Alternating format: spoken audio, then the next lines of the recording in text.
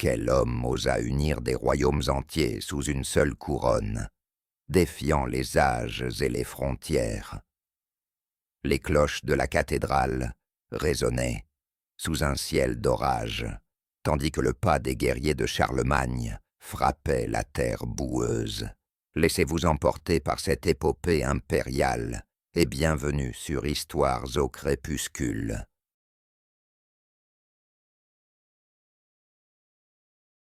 Chapitre 1. Le berceau d'un empire. Partie 1. L'aube d'un destin. Le jour s'est levé sur le vaste horizon bourguignon, baignant la plaine d'une lumière dorée qui dansait sur les herbes hautes comme une promesse. À l'orée de la forêt de Langres, le chant lointain d'une corne retentit, grave et solennel.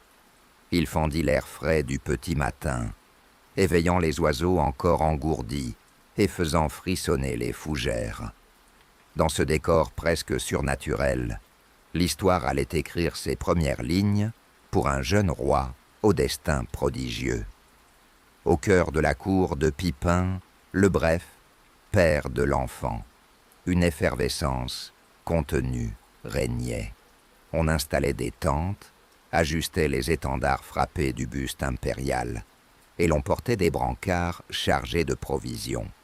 L'odeur âcre du cuir neuf se mêlait à la fumée des feux de camp, tandis que des esprits affûtés, clairs et guerriers s'approchaient du pavillon royal.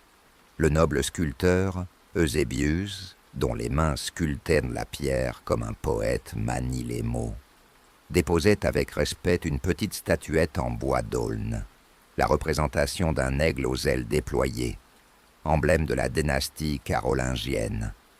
Charlemagne, à peine âgé de 18 ans, se tenait debout devant sa tente, la toison blonde, caressée par un souffle de vent. Ses yeux, d'un bleu acier, scrutèrent l'horizon avec une détermination dévorante.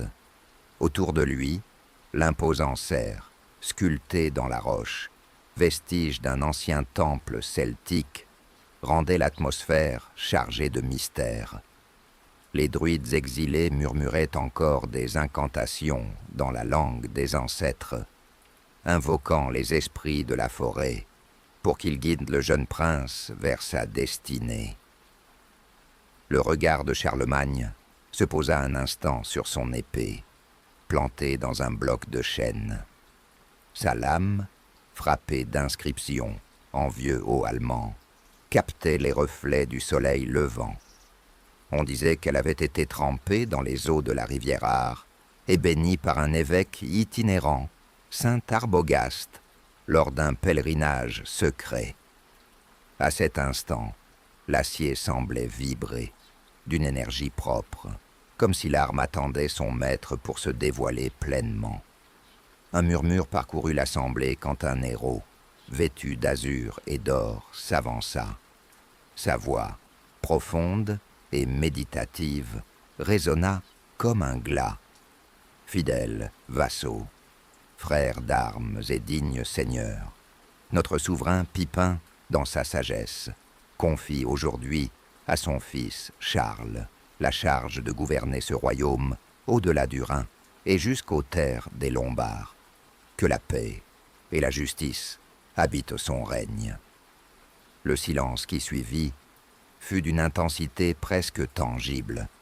Le bruissement des braises mourantes se turent, les chevaux frémirent, et même la forêt sembla retenir son souffle. Alors, Charlemagne avança, solennel, et le héros lui présenta la couronne de fleurs de lys et d'or pur, œuvre magistrale d'orfèvre mérovingien. La mitre reposait sur un coussin de velours pourpre que 2 jeunes pages tenaient, le cœur battant.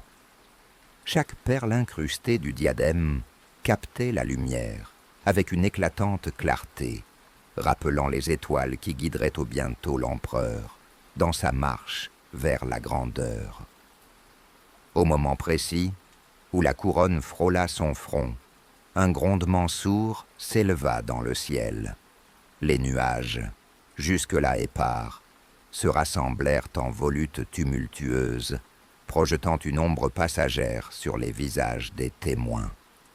Certains y virent le signe avant-coureur d'un règne troublé, d'autres l'annonce d'une ère nouvelle, façonnée par la main d'un homme dont la volonté défiait les dieux. Un éclair, fulgurant et silencieux, zébra le ciel, laissant une empreinte phosphorescente sur la voûte céleste.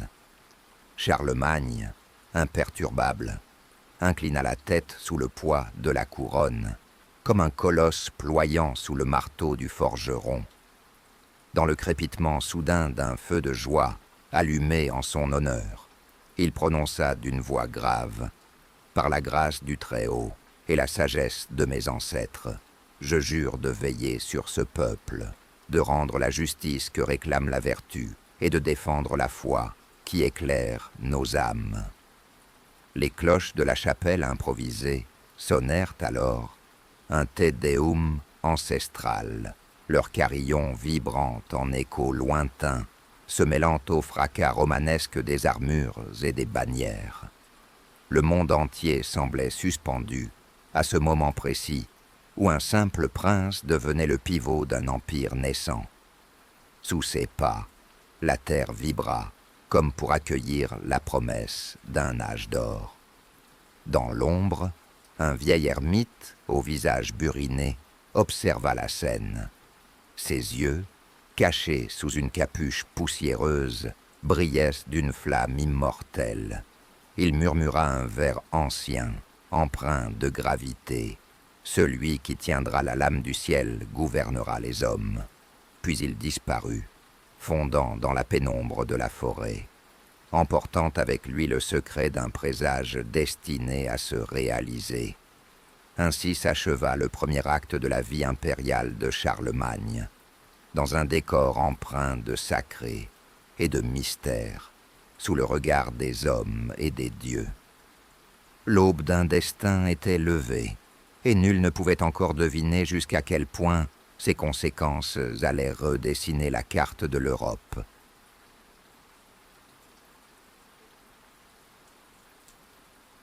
Partie 2. Le baptême du prince.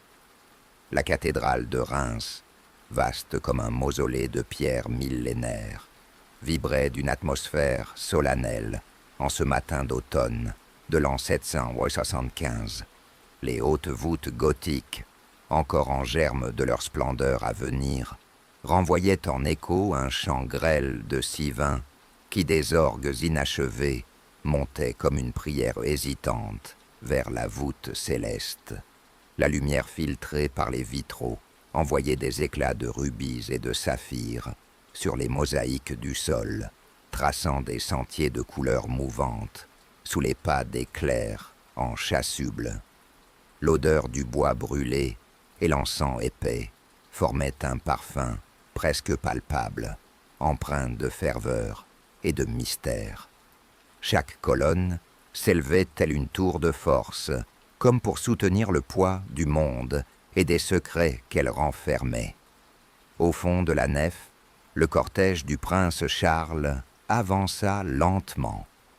Les gardes francs, bardés de cottes de mailles patinées, formaient un double rang, leur aume luisant sous la clarté dorée des cierges. Des nobles captifs lombards, les mains liées par des bracelets de cuir fin, suivaient à distance, la tête inclinée, le regard mêlé de crainte et d'admiration. À chaque mouvement, les bannières suspendues s'agitaient dans un souffle d'air, révélant les chevrons argentés de la maison carolingienne. Charlemagne, vêtu d'une tunique de lin blanc brodée de fils d'or, s'avança, soutenu par l'archevêque et 2 dignitaires. Ses cheveux d'or pâle retombaient en boucles légères sur ses épaules, et ses yeux, d'un bleu clair, chargés d'une détermination nouvelle, scrutaient la foule massée dans les bas-côtés. Lorsque l'archevêque Hincmar prit place devant le baptistère, un silence presque surnaturel tomba sur l'assemblée. Son visage, buriné par les années de conciles et de voyages, portait l'empreinte d'une autorité incontestée. Sa mitre, sertie de saphir et de perles, captait les reflets dansants des cierges. Il ouvrit les bras en levant son bâton pastoral, dont la croix de métal finissait en volutes élégantes. D'une voix grave, il prononça l'exhortation. « Charles, fils de l'illustre Pipin, reçois aujourd'hui le signe sacré qui te lie au Christ. Que cette eau te purifie, que ce sang symbolique du Seigneur fortifie ton âme, et que la couronne céleste devienne ton guide. » À ces mots, l'un des diacres vint vers lui, portant un calice en or ciselé, rempli d'eau bénite que l'on disait puiser dans les sources de la Meuse et sanctifiée lors d'un pèlerinage à Saint-Martin. Hincmar plongea 3 doigts dans le liquide limpide, faisant monter la vapeur chaude vers les voûtes. Il aspergea doucement le front de Charles. Chaque goutte, au contact de la peau royale, sembla s'illuminer comme un petit flambeau, traçant un sillon brillant sur le visage du prince. Un souffle léger parcourut la nef, comme si les anges eux-mêmes retenaient leur souffle. Le prince ferma les yeux un instant, sentant le froid humide et la chaleur intérieure se mêler en lui. Le cliquetis discret des épées et le froufrou des velours se turent, laissant place à un bourdonnement lointain, semblable au battement d'ailes invisibles. Dans un coin obscur, un jeune page retint ses larmes, ému par la solennité du rite. Plus loin, une noble dame lombarde, captive mais fière, posa sa main sur son cœur, ses doigts ornés de bagues de grenat. Le crissement du parchemin que tenait un scribe résonna comme un écho ténu, écrivant dans l'ombre l'acte de naissance spirituelle du futur empereur. Vint alors l'instant du calice de vin rouge, symbole du sang du Christ et de la force nouveau-née. Hincmar porta le vase à ses lèvres, le fit tourner 3 fois dans les airs et le tendit au haut prince. Charles, d'un geste posé, porta le calice à ses lèvres. L'arôme chaud du vin envahit l'espace, mêlant la douceur de la vigne aux épices lointaines, rapportées d'Orient. Un léger frisson traversa la foule à cet instant. Le vin, sombre et profond, semblait porter en lui la promesse d'une souveraineté terrestre et céleste. Lorsque le calice fut reposé, 6 évêques s'approchèrent et formèrent un cercle autour du prince. L'un après l'autre, ils posèrent leurs mains sur son épaule, et leurs miroirs d'or et de cuivre renvoyèrent les flammes des cierges en éclats prismatiques.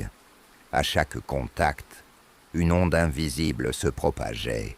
Certains jurent avoir senti une chaleur douce se diffuser dans l'air, d'autres un frisson glacé, écho d'une puissance ancienne.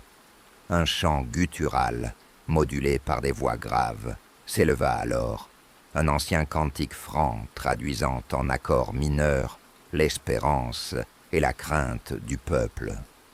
Lorsque le dernier évêque eut déposé sa main, Hincmar éleva les bras et d'une voix forte conclut la cérémonie. Par ce baptême, tu deviens lumière au milieu des nations, gardien du droit et protecteur des humbles. Que ton règne porte justice et paix, et que ton épée soit guidée par la foi. Un roulement lointain de tambours, peut-être les échos d'un présage, sembla répondre aux derniers mots du prélat. Sortant de la cathédrale, Charles fut accueilli par un parvis baigné d'une lumière grise et bruissante. Les ailes d'un corbeau, perché sur la statue de Saint-Remi, claquèrent dans le vent, et son cri perça l'air, semblant porter un avertissement ou un adieu. Le prince, encore marqué par l'humidité de l'eau sacrée, leva les yeux vers le ciel nuageux et poussa un soupir chargé de promesses. Autour de lui, les seigneurs franconiens inclinèrent la tête, et les captifs lombards, silencieux, comprirent que désormais brillait en lui plus qu'une autorité paternelle, l'aura d'un roi béni et redouté, à la lisière du divin. Ainsi s'acheva le baptême du prince Charles. L'écho des dernières notes du cantique disparut dans le grondement lointain du tonnerre, tandis qu'au-delà, le destin s'écrivait lentement, goutte après goutte, dans le fer et la foi.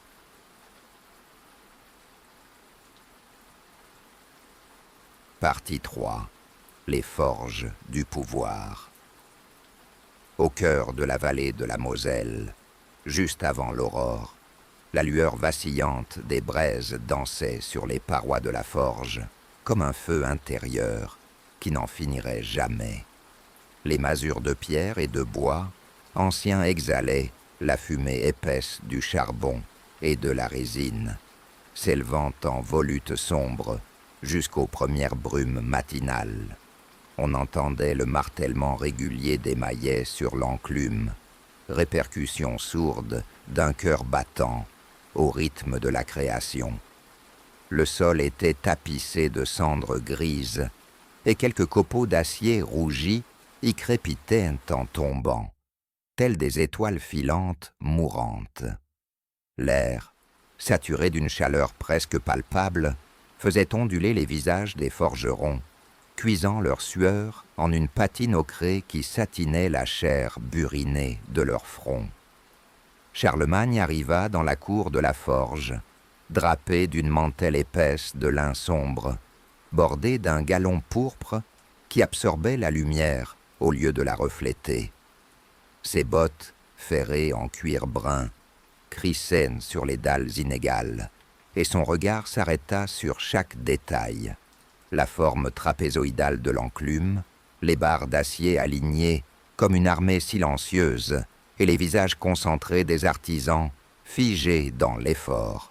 À ses côtés, Gondemar, maître forgeron wisigoth, au cuir buriné et aux bras comme des piliers, se tourna et s'inclina avec réserve. Sous sa tunique rapiécée, on devinait les muscles saillants d'un homme habitué aux bêtes de métal les plus rétives. « Sire, dit Gondemar d'une voix rauque, le mien doit être le dernier coup de marteau. Regardez comme l'acier s'éclaircit à chaque plongée dans l'huile, préparé à recevoir la trempe finale. » Charlemagne hocha la tête, ses cheveux blonds ondulant sur son col. Il s'approcha de la lampe à huile qui éclairait la lame dans sa gangue de charbon tiède. Le métal miroitait, mi-noirci, mi-blanc, comme une aurore lunaire. Le jeune roi se baissa, posa le bout des doigts sur le fil presque terminé et sembla écouter le chant ténu de l'acier. À cet instant, un frémissement parcourut la lame, comme si elle résonnait au diapason de sa propre âme. Dans un cri étouffé, Gondemar leva le marteau et donna un dernier coup, un coup de grâce, qui cloua la lame sur l'enclume. Le choc résonna dans la vallée, déchirant le silence, comme un coup de tonnerre. Les marteaux se turent, les regards se posèrent sur l'objet sacré, et le souffle de la nuit, retenu jusque-là, sembla enfin s'exhaler en une brise humide. La lame, désormais droite et parfaite, exhalait une aura tremblotante, mi-surnaturelle, mi-terrestre. Charlemagne la prit à deux mains, en sentit le poids équilibré et le tint devant lui comme on brandit un sceptre. « Joyeuse » murmura-t-il, brisant le silence.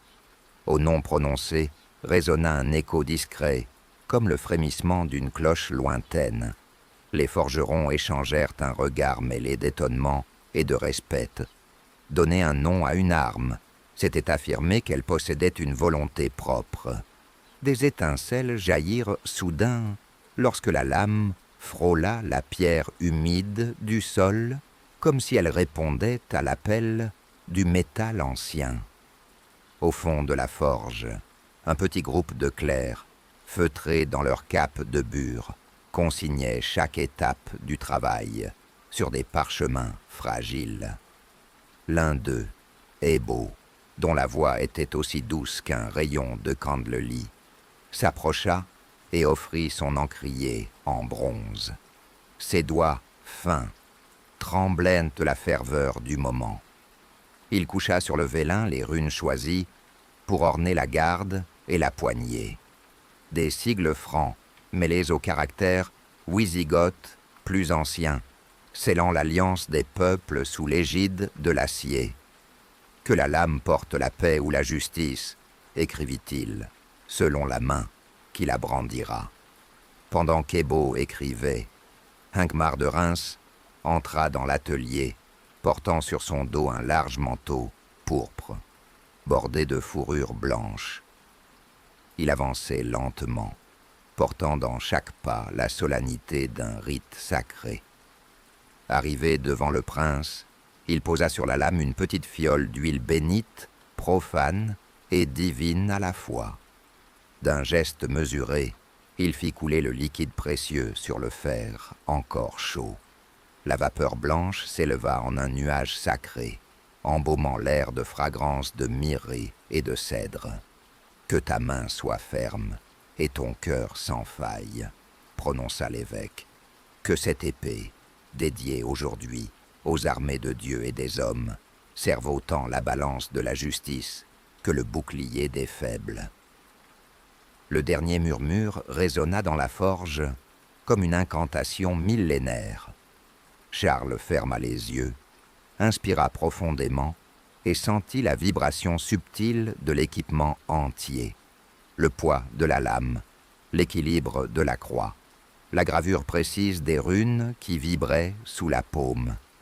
Il baissa la tête, puis, d'un mouvement fluide, pointe la lame vers le ciel basané, où la poussière des nuages tourbillonnait encore. « Par cette épée, dit-il, je jure de défendre la paix et de soumettre l'arrogance des tyrans. » Les forgerons se mirent à genoux. Les plumes d'éclairs s'arrêtèrent de voler sur le parchemin, et les braises éclatèrent dans un dernier feuilleté d'or. Dans le crépitement ambiant, on jura avoir perçu, pour un bref instant, le son d'un rire enfantin, comme si la lame venait d'être dotée d'une voix propre, prête à murmurer au roi ses conseils dans la fracas des batailles.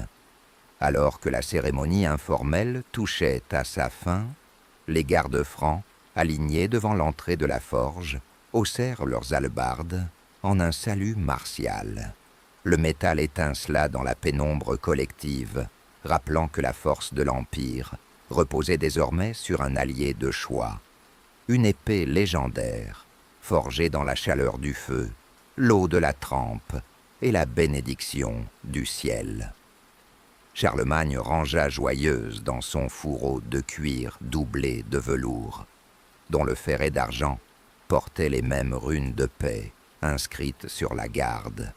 Il s'éloigna, le pas léger malgré le poids de l'arme, laissant derrière lui la forge et ses cendres fumantes, berceau matériel d'un pouvoir à venir, prêt à s'étendre sur des royaumes encore inconnus.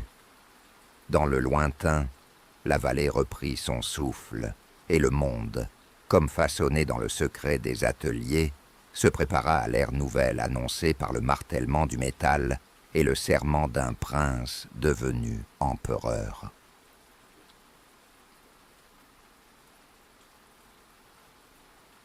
Chapitre 2. La conquête des royaumes. Partie 1. L'appel des Francs. Au lever du jour, la brume matinale drapait la plaine de Worms d'un voile lactescent, comme un tapis de silence, prêt à être déchiré par le fracas des armées. Les premières lueurs de l'aube filtraient entre les mâts, brandissant les étendards carolingiens. Un aigle d'or sur fond de gueule, symbole de la souveraineté naissante. Des cornes de guerre résonnèrent alors, longues et profondes, ébranlant la quiétude du lieu. Elles étaient soufflées par de robustes héros masqués, dont les voix rauques portaient l'annonce à chaque bout de la plaine. Le sol, couvert d'herbes humides, rendait un craquement feutré sous les pas hésitants des cavaliers venus de Neustrie, d'Austrasie ou de Bourgogne. L'air portait l'odeur âcre du métal, chauffé au feu, et du cuir huilé. La laine des chevaux se condensait en volutes blanches. Les grooms, emmitouflés dans leurs braies de laine, ajustaient les sangles des étriers, tandis que les écuyers, la cape rabattue sur l'omoplate, tarabustaient les fers des destriers pour chasser la poussière et le froid nocturne. Au milieu de cette fourmilière, Charlemagne se tenait sur une estrade improvisée, coiffée d'un heaume ouvragé, la cotte de maille grésillant encore de la vapeur de la veille. Son manteau brodé de fils d'argent traînait sur le plancher de bois, et il observait ses guerriers d'un regard clair, inflexible.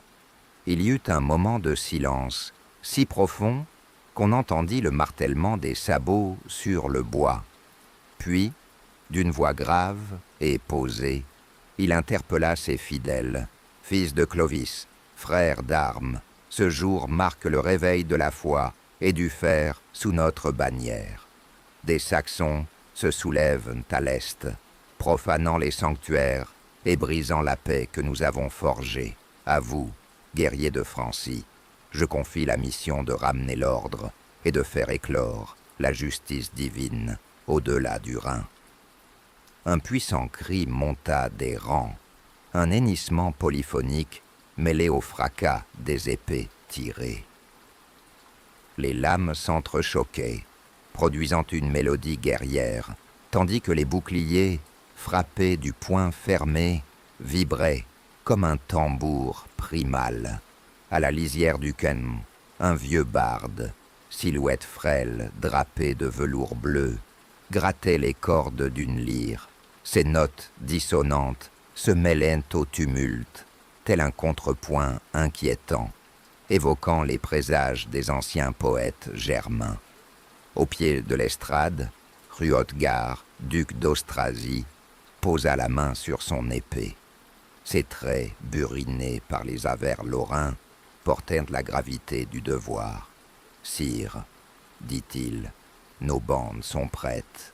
Les tralles saxons arrosent déjà de larmes leurs toits brûlés. Nous marcherons à votre suite, le cœur vaillant et la hache levée. » Charlemagne acquiesça, et le vent culbuta alors une bannière. On y distinguait un loup tapissant, fureteur, symbole de la meute unie. Cette image ranima l'ardeur des combattants, provoquant un grondement de reconnaissance qui fit vibrer l'air comme l'écho d'un orage prêt à l'éclater.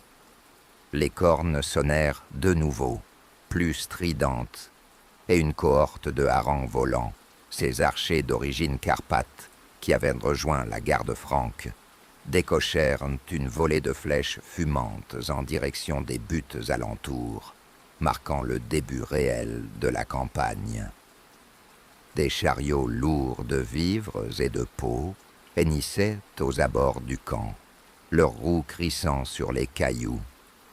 Les intendants carolingiennes, coiffés de coiffes coniques, réglaient les rations de pain bis, de boudin épicé et de choux fermentés. Plus loin, sous une tente cramoisie, le chapelain Alcuin de York récitait les évangiles, enveloppant l'atmosphère d'une douceur paradoxale, tandis que la sueur des guerriers témoignait de la tension du départ. Soudain, dans un crépitement léger, une corne de brume s'éleva des bois sombres. C'était le signal convenu pour lancer la première attaque de reconnaissance.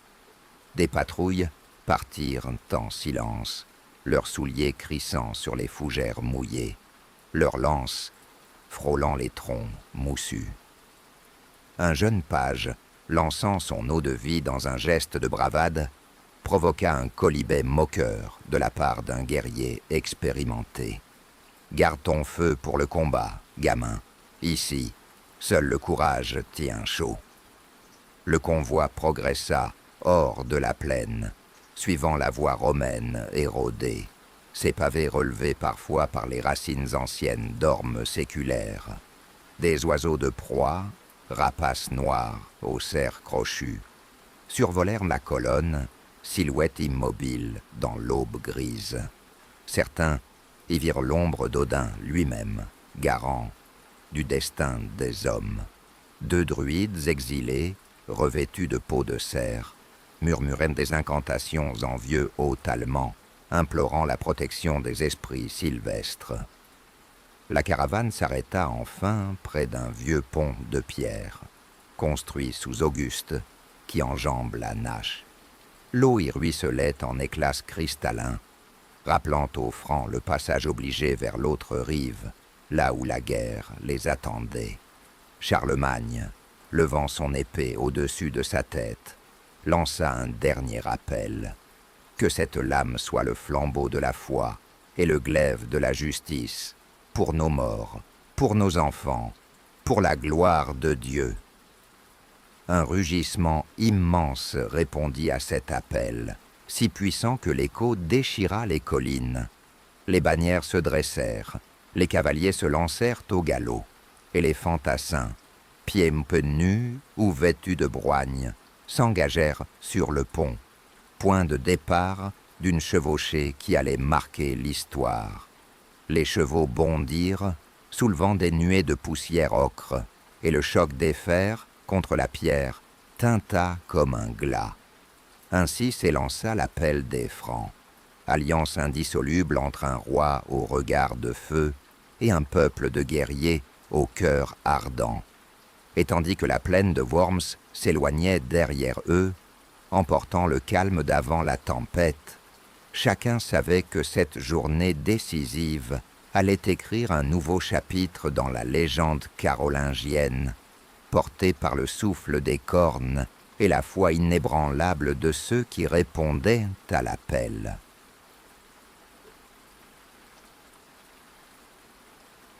Partie 2. La campagne lombarde. Lorsque Charlemagne franchit pour la première fois la frontière formée par les Alpes, c'était à l'instant où l'aube rosissait les cimes enneigées. Les cols escarpés, creusés par les neiges millénaires, semblaient veiller sur le royaume d'Italie comme de vieux géants de pierre. Le cortège impérial avançait en file indienne, les lourds fourgons grinçant sur les pavés irréguliers, tandis que des cordées de guides locaux, emmitouflés dans des peaux d'ours, ouvraient la voie. L'air vif fouettait les visages des guerriers, engourdissait leurs doigts malgré les gants de cuir, et les crêtes rocheuses réverbéraient l'écho du tambourin qui rythmait leurs pas. À chaque tournant, le regard se portait vers le sud, vers la vallée lombarde, où se dressait Pavia, la profonde forteresse ennemie, gardienne d'un royaume ancien. Le passage fut marqué par un présage impétueux. Un orage d'une violence inouïe éclata sur les flancs des monts, zébrant le ciel de lueurs surnaturelles et faisant rouler un tonnerre si puissant que les chevaux hennissaient de panique. Plusieurs piétons tombèrent à genoux, secoués par la peur sacrée que suscitait un tel spectacle. Charlemagne, cependant, dressé sur son cheval de guerre, étreignait fermement les rênes, le regard fixé sur l'horizon orageux. Dans un cri fendit l'air. Que les dieux du ciel se fassent témoins de notre juste cause. Et contre toute attente, le tonnerre sembla lui répondre comme un accord tacite, avant de s'éloigner dans un grondement lointain. La descente vers la plaine lombarde révéla un paysage d'oliviers argentés et de chênes noueux, aux troncs tordus par le vent méditerranéen. Les volages perchés sur les collines paraissaient suspendus entre ciel et terre, gardiens silencieux d'une terre disputée depuis des générations. Partout, on voyait des croix byzantines et des tombes de marbre ancien, vestiges d'une époque antérieure à celle des Francs. Les éclaireurs signalèrent d'abord des ruches où s'affairènent des paysans lombards, puis des hameaux entiers désertés, leurs portes éventrées et leur bétail disparu. Signes avant-coureurs d'une résistance acharnée ou d'une fuite précipitée. Au 5e jour de marche, le camp se posa aux abords du Tessin, là où le fleuve, large et puissant, coulait en une lente mélodie bleue. Les pontonnières francs, bardés de bois et de cordes, montèrent un pont provisoire, tandis que des chalands vides glissaient sous les arches, prêts à transporter les lourds trébuchets et les machines de siège. Les chants gutturaux des travailleurs, entonnés en vieux francique, se mêlaient au froissement des rames et au clapotis de l'eau. Charlemagne, inspectant les travaux, échangea un mot discret avec son ingénieur préposé, un lombard renégat nommé Hansprand, dont les doigts habiles avaient déjà bâti des fortifications pour auréoler le cursus honorum du roi. Une fois le camp dressé sur la rive opposée, les tours de siège s'élevèrent tels des arbres de métal, armatures de lances et de civières dressées vers le ciel.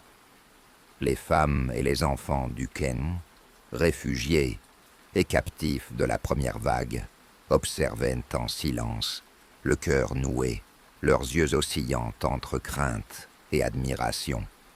Sous la tente cramoisie de commandement, Charlemagne planifiait déjà l'assaut.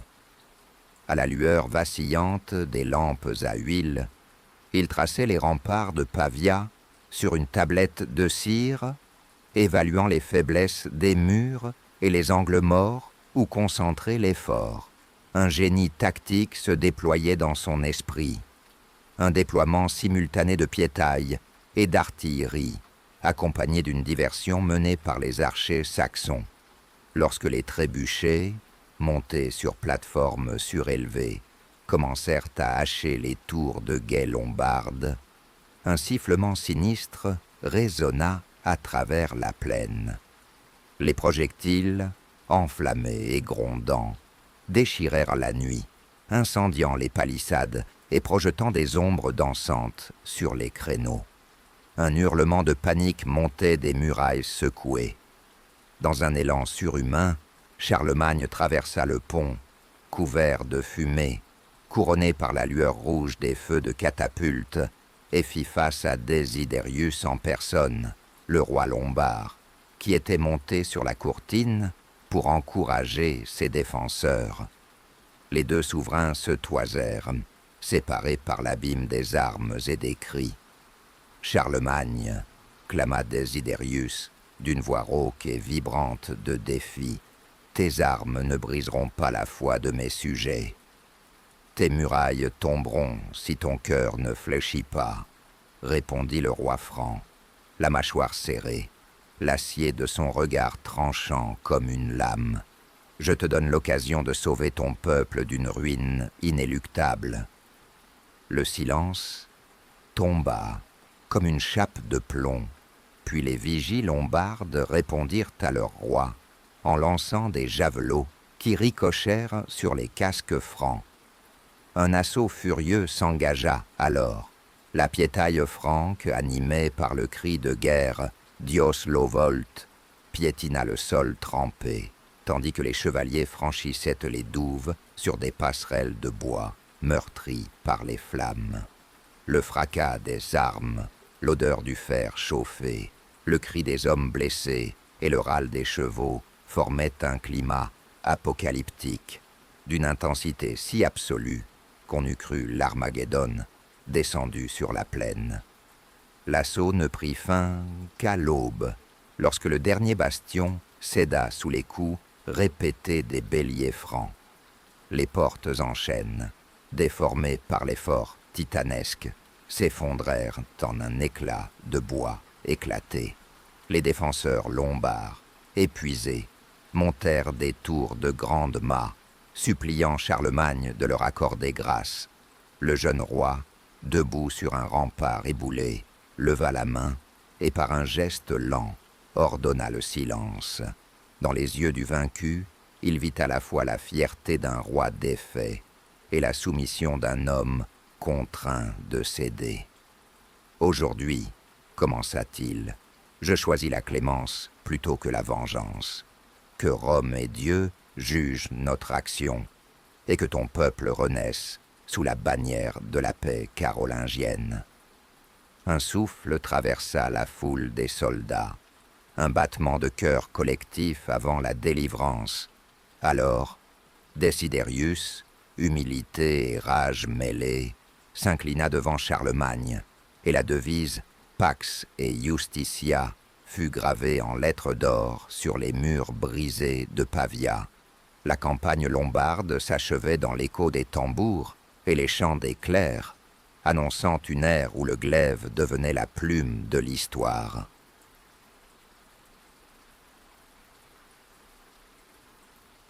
Partie 3. Aux frontières de l'islam. Lorsque l'armée de Charlemagne atteignit les plaines arides de la vallée de l'Èbre, la terre semblait baignée d'une ferveur nouvelle, intensifiée par la chaleur implacable du soleil ibérique. Le matin du 1er mai 778, les légionnaires francs s'éveillèrent sous un ciel d'un bleu cristallin, sans nuages pour tempérer leurs ardeurs. Le vent, chargé de sable et d'épices inconnues, soulevait des nuées dorées qui avançaient comme une armée silencieuse, mêlant l'odeur âcre du thym sauvage à celle entêtante de l'orange amer. Les murailles ocres de Saragosse se dessinaient à l'horizon, point de mire de la croisade du roi, tandis qu'au-delà résonnaient les prières des imams dans les mosquées andalouses. Le campement franc s'étendait sous les oliviers rabougris, où des tentes de toile grossières étaient enficelées à la va-vite. Des brasiers fumeux grésillaient en permanence, alimentés par la garrigue sèche qui crépitait dès que la flamèche la touchait. Les bouchers découpaient le mouton rôti devant la cohue des soldats, et la fumée grasse voilait parfois les visages burinés. À l'orée du camp, un vieil ermite local, disciple d'une confrérie mystique, murmurait un verset en arabe ancien, parlant d'un grand roi dont l'épée portera la lumière vers la pénombre. Certains y virent un présage favorable, d'autres l'annonce d'une confrontation titanesque. Charlemagne, drapé dans un manteau de soie vert sombre qu'il avait rapporté de Constantinople, inspecta les troupes avec la solennité d'un juge divin. À ses côtés se tenait Rolande, neveu de sang, et son fidèle ami Olivier, chacun vêtu de la cotte de mailles étincelante, les mailles de leurs boucliers frappées d'une croix. Que vos cœurs demeurent purs, et vos lames jamais souillées d'une cause injuste, admonesta le roi d'une voix grave qui domina les cliquetis de l'armement. Au piège du souverain, un cheval blanc, offert par les émirs de Cordoue lors d'une trêve passagère, hennit et secoua sa crinière, comme pour affirmer la nature hybride de cette guerre, à la fois politique et spirituelle. Le premier contact eut lieu dans les collines de Monzon. Un détachement andalou surgit à l'aube, arc et flèche bandés, anthracite sur l'épaule, silhouette furtive dans la brume matinale. Les premières flèches sifflèrent, tranchant l'air avec une précision venue d'un autre art de la guerre. L'odeur de l'os calciné et du sang frais emplit les narines des Francs, tandis que le sol se couvrait de taches rouges sombres. Dans la mêlée, la brume flottante se mua en un voile sanglant, où les lances se croisaient comme les griffes de félins enragés. Une fauconnerie locale, perchée sur un pin, décharnée, poussa quelques cris rauques, comme si elle contemplait, impassible, les destins des hommes. Bientôt, la colonne principale arriva devant les portes de Barcelone, plus au sud, où les habitants avaient fait allégeance sans résister. Les négociateurs francs et andalous s'accordèrent pour fixer un tribut, l'or des mines d'Aragon contre la sécurité des routes caravanières. Telle une offrande sacrificielle, les coffres furent remplis de pièces d'argent et de broderies somptueuses ramenées d'Orient. Charlemagne, se tenant au centre de la place principale, contempla ces trésors posés sur une dalle de marbre noir, comme on présente un tribut aux dieux d'autrefois. Le roi murmura « Que l'alliance soit scellée par la parole, plus solide que l'acier », avant de prendre une fiole d'huile parfumée et d'en toucher la pierre, accomplissant ainsi le rite de la paix augustéenne. Mais la rumeur d'une conspiration ourdie par Sulayman al-Arabi, gouverneur de Saragosse, parvint bientôt aux oreilles du roi. L'émir, craignant la puissance franque, aurait invité secrètement les Basques à harceler la colonne pendant le retour vers le nord. Devant cette trahison annoncée, Charlemagne convoqua ses comtes au crépuscule, sous la tente d'étoffes cramoisies, éclairées par des lampes à huile tremblotante. Les murs étaient tendus de tapis persans, où l'on distinguait des entrelacs géométriques. D'un geste lent, le roi traça sur le sol un croquis de la route du retour, indiquant les passages étroits et les cols exposés. « Si nous voulons rentrer indemnes en Francie, dit-il, les sourcils froncés, nous devons nous méfier de tout affleurement, de chaque ombre qui rampe. » À ses côtés, Roland serra la poignée de son olifant, prêt à sonner l'alerte, tandis qu'Olivier vérifiait la tension des arbalètes. Le 15 juillet, la marche de retour débuta dans la brume matinale des Pyrénées. Les rochers, dressés tels des sentinelles muettes, brisaient de la lumière en éclats argentés. Les cavaliers s'engagèrent dans le col de Roncevaux, où l'on percevait l'écho lointain des torrents dévalant la montagne. L'air, soudain, perdit sa douceur méditerranéenne pour se charger de fraîcheur alpine. Le grondement des chariots contre la roche résonnait comme un glas, tandis que les nuages s'amoncelaient, formant des volutes sombres qui serpentaient entre les pics. Certains chevaliers, pointant du doigt les pentes escarpées, y virent l'ombre d'une meute d'ombres vivantes, prêtes à fondre sur eux. Au point culminant de la vallée, l'embuscade éclata. Des guerriers basques surgirent, défourés, haches et coutelas à la main, hurlant des cris bestiaux. Le choc fut brutal. La colonne s'arrêta, net, les chevaux se cabrèrent, et le fracas des armes couvrit instantanément les mots. Les Francs, dépourvus d'armures lourdes, se retrouvèrent englués dans un maelstrom de lames courtes et de pointes acérées. Le vent, soudain, fit tournoyer des feuilles mortes, comme si la montagne rejetait l'intrus. Dans ce tumulte, Roland, brandissant son épée, tua à lui seul 3 assaillants, avant d'être assommé par un coup de gourdin. Olivier se précipita à son secours, le tirant hors de la mêlée pour le mettre en sûreté. La bataille dura jusqu'au crépuscule. Les cris faiblissaient, les gémissements remplaçaient les hurlements, et le sang s'infiltrait dans les interstices des rochers, sinuant en rivière noire. Lorsque le dernier basque se retira, le silence retomba, lourd comme un augure funeste. Charlemagne, debout sur une pierre plate, contempla le carnage d'un œil impénétrable. Son visage, éclairé par le dernier rayon de soleil, semblait taillé dans le granit. D'une voix à peine audible, il prononça « Tant que l'ombre régnera, la lumière renaîtra par notre volonté. » Au matin du 16 juillet 778, la colonne reprit sa route, plus humble portant sur ses épaules le poids des morts et la leçon douloureuse de la frontière. Chaque pas vers le nord marquait une cicatrice nouvelle dans l'âme des hommes. Dans le bruissement des cœurs meurtris, chacun comprit que cette expédition resterait gravée à jamais comme l'épreuve des confins où se heurtent les mondes, Bible et Coran, fer et foi, dans un entrelac tragique et majestueux.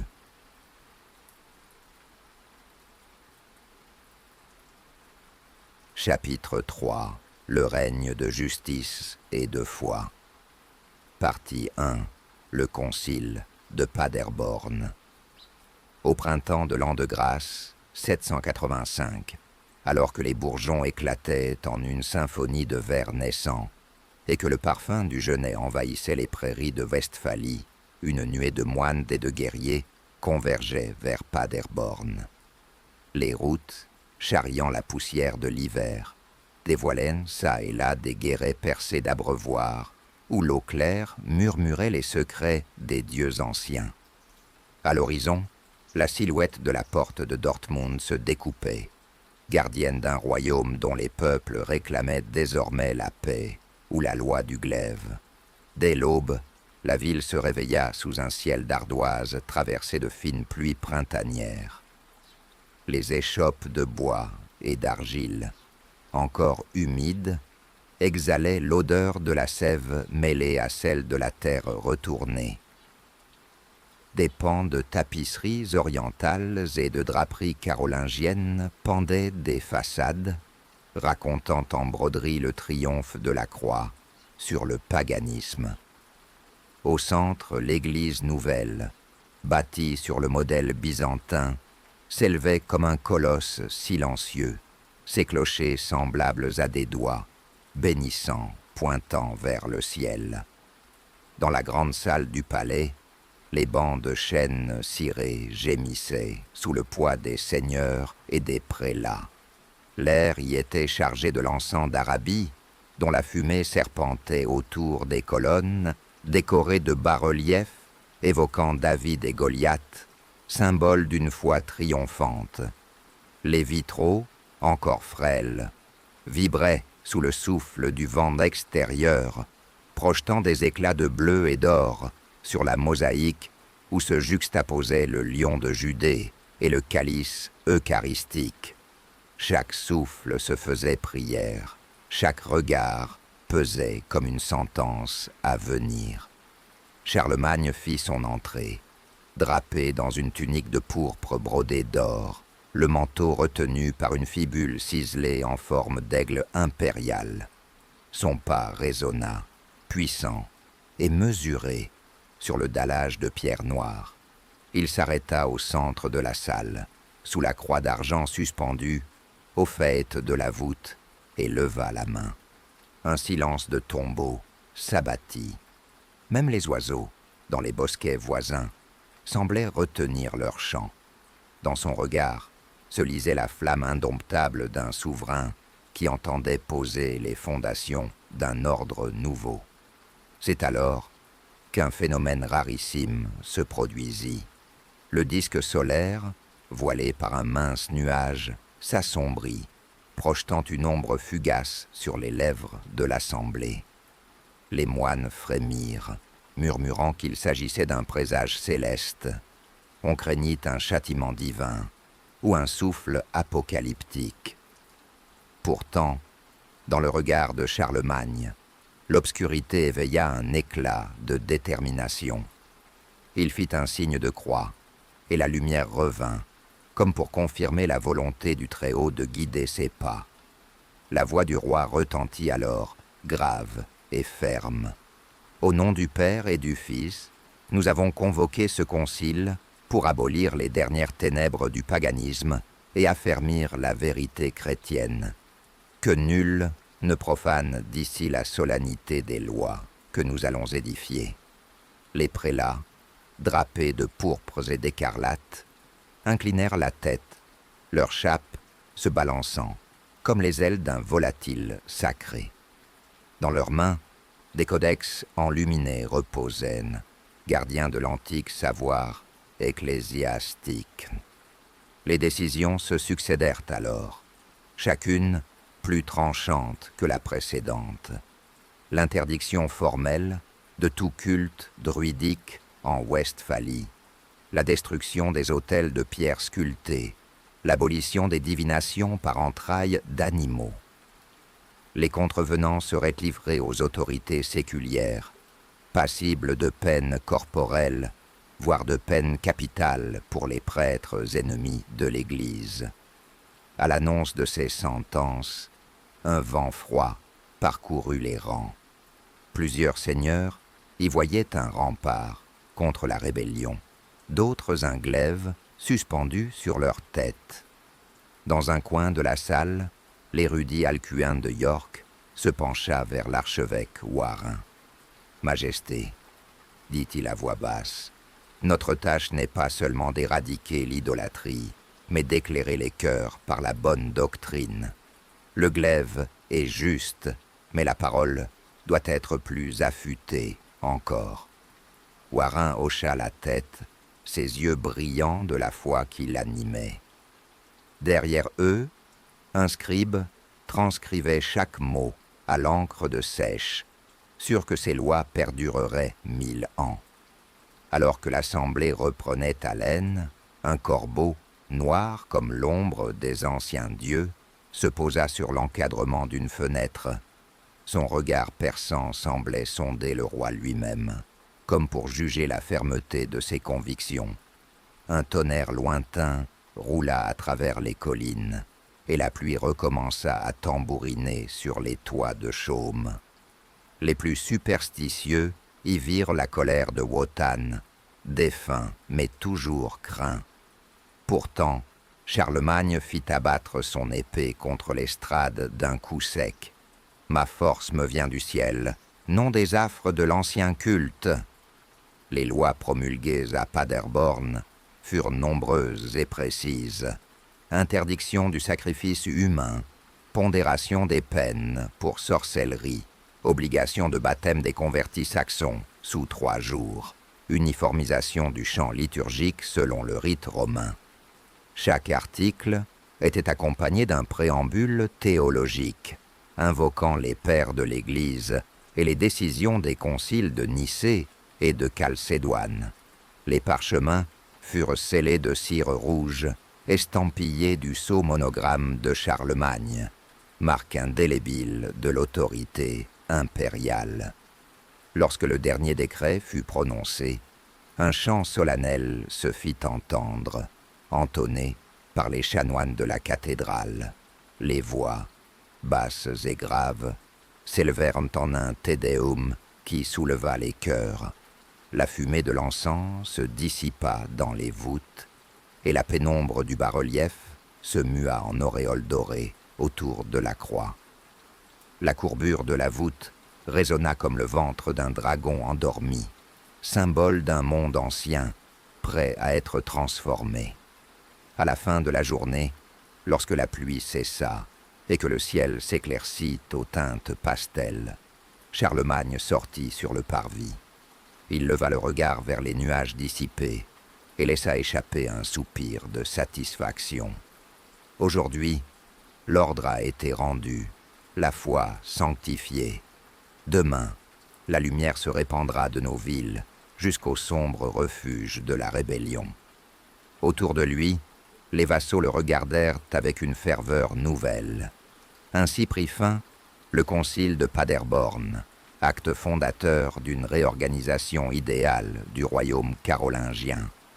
Sous le regard des cieux enfin apaisés, Charlemagne avait posé la première pierre d'un édifice politique et spirituel, alliance sacrée de l'épée et de l'écriture. L'écho de ses décisions résonna à travers les âges, forgeant le destin d'un empire qui, bien au-delà des fleuves et des montagnes, s'imposerait comme gardien de la chrétienté.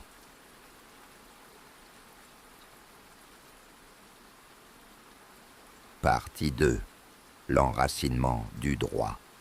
Au premier jour de l'an 787, la cour d'Aix-la-Chapelle s'éveilla sous un ciel bas et voilé de nuages lourds.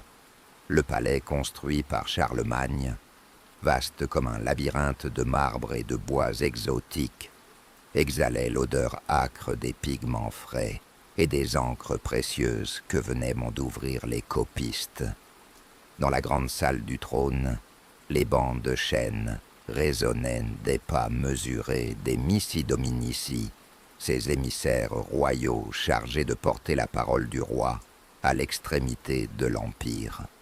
Leurs capes de bure et de laine, brodées aux armes carolingiennes, balayaient le sol de poussière, traçant des sillons d'autorité dans l'air, chargés d'encens et de promesses. Sur l'estrade, Charlemagne, drapé de pourpre, convia les comtes et évêques autour d'un cercle de parchemins disposés en éventail. La lumière tremblotante des chandeliers projetait sur ses traits vénérés des ombres dansantes, comme un présage de justice à venir. Quand il prit la parole, sa voix grave résonna sous les voûtes gothiques naissantes. Afin que la paix et la stabilité règnent, il faut que nos lois touchent chaque village, chaque marché et chaque foyer.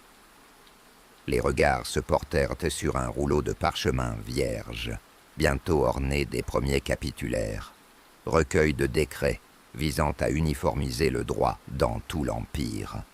Sur les longues tables, les clercs se pressaient, plumes en os taillées, godets d'encre de suie, mains tachées de noir.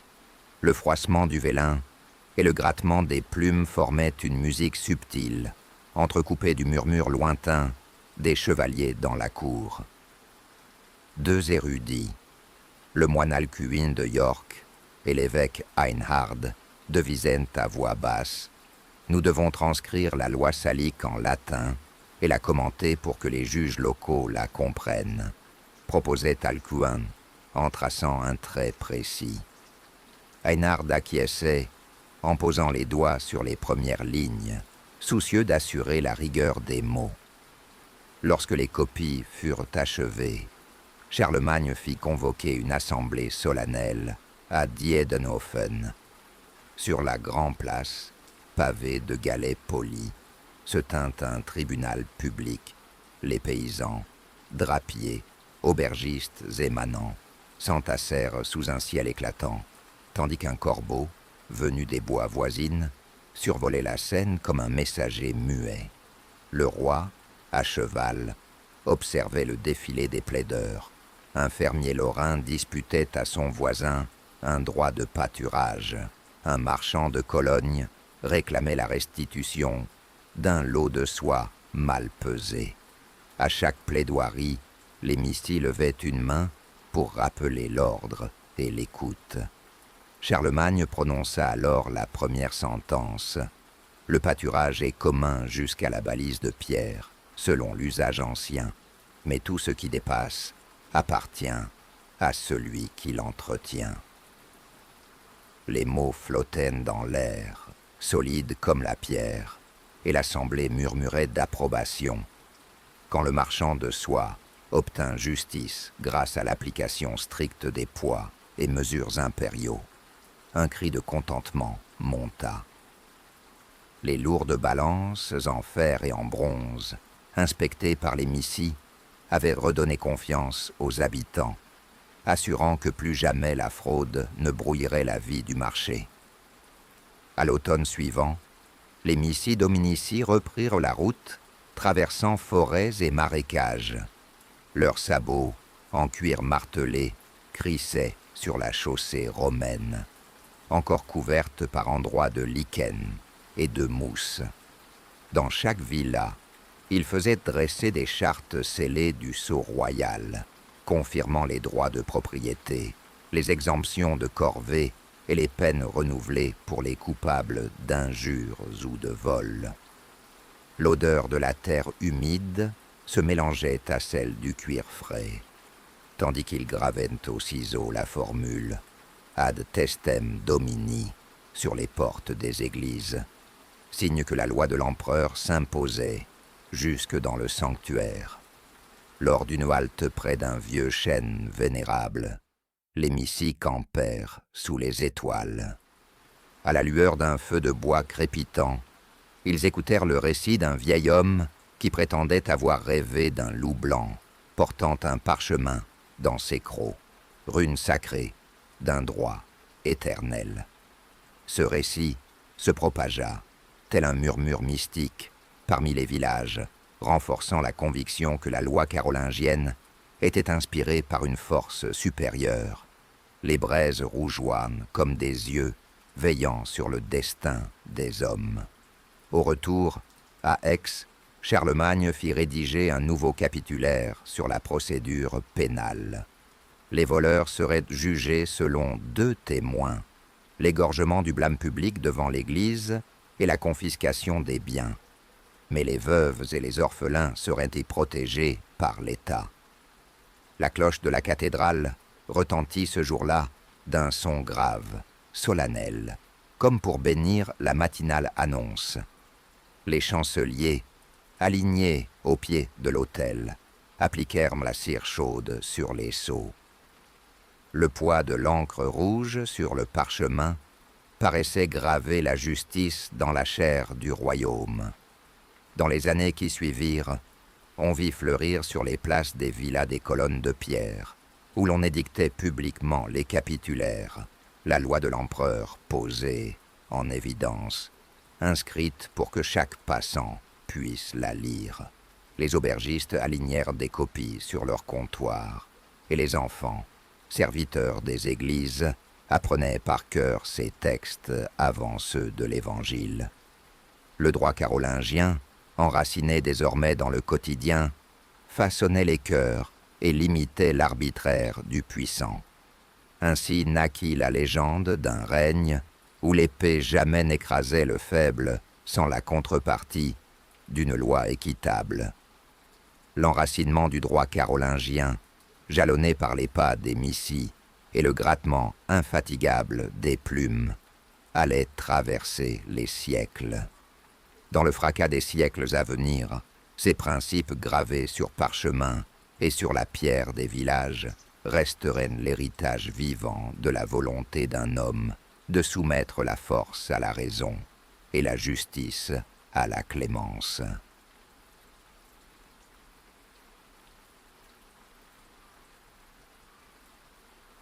Partie 3. La Renaissance carolingienne. Au cœur du palais d'Aix-la-Chapelle, dans une aile fraîchement achevée, aux murs recouverts de stuc blanc, résonnait l'écho feutré des plumes caressant le parchemin. Les rayons obliques du soleil automnal filtraient à travers les innombrables fenêtres disposées en bandeaux, dessinant sur le sol un réseau de lumière dorée, comme un tapis immatériel, invitant à la méditation et à l'étude. L'air était empreint d'un parfum subtil, de bougies à la cire d'abeille et d'encre mêlée à la poussière des livres anciens. Dans ce silence studieux, quelques moines copistes, vêtus de bure humble, relevaient la tête pour observer leur roi parcourir les rangées de pupitres, là où naissaient les chefs-d'œuvre de la plume et de la miniature. Charlemagne avançait d'un pas mesuré, la toge de drap pourpre qui traînait légèrement, laissant découvrir ses chaussures fines en cuir d'Espagne. À chaque pas, le cliquetis discret de son anneau impérial résonnait tel un appel à la grandeur intellectuelle. Il s'arrêta devant un module où s'affairait un enlumineur, un Italien venu de Ravenne nommé Pietro, dont les doigts, maculés de pigments, installaient sur un folio la représentation du monde, continents stylisés, monuments antiques et créatures légendaires se mêlaient à l'entrelac des lettres. L'odeur d'oliben, déposée en un encensoir fumant, flottait dans l'air, prêtant à l'atelier une aura presque mystique. « Pietro, » demanda le roi d'une voix grave, « comment avance la copie du « De Civitate » des de Saint Augustin ?»« Sire, répondit l'artiste sans lever les yeux. Chaque lettre prend forme, et le lecteur, en tournant ses pages, ressentira la puissance du verbe comme un élan céleste. Je réserve les fonds d'or pour les lettrines majeures, afin que la lumière divine éclate à chaque début de chapitre. Dans un coin adjacent, Alcuin de York supervisait une classe de jeunes dignitaires. Il s'asseyait devant des tablettes de cire, retravaillant la déclinaison du latin classique. Les rires feutrés de quelques élèves se mêlaient au crépitement d'un brasero, réchauffant l'atelier et diffusant une lueur rougeoyante qui dansait sur les têtes couronnées de lauriers portés en décor. Alcuin, la main levée, corrigeait les intonations, rectifiait la métrique d'un vers et expliquait la différence subtile entre le style rhétorique romain et la pureté du verbe chrétien. Plus loin, dans la bibliothèque impériale, des rangées de tablettes en bois verni accueillaient déjà les premiers volumes, reliés de cuir gravé.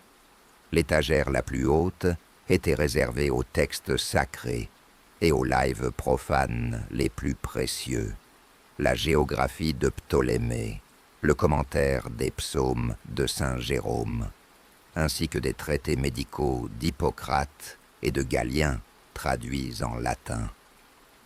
Charlemagne, accompagné de son conseiller bibliothécaire, Ensegisus, s'approcha de l'un des volumes et en caressa la reliure. « Ces manuscrits, dit le roi, sont le socle de notre empire.